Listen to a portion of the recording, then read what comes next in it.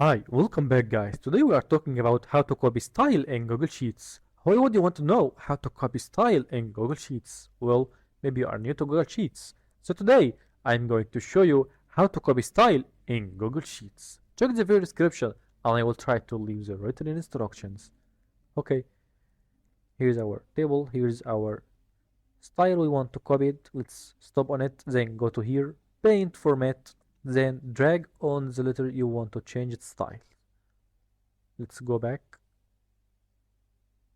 Okay, stop on the other style, go to paint format, let's choose its names, let's change it its style. Now change another. Okay, stop on this, try to change those like this. That easy, guys. There you go. If you want to know how to copy style in Google Sheets, that's the easiest way I know how. If you know another way to do it, leave a comment below. Be sure to subscribe for more videos.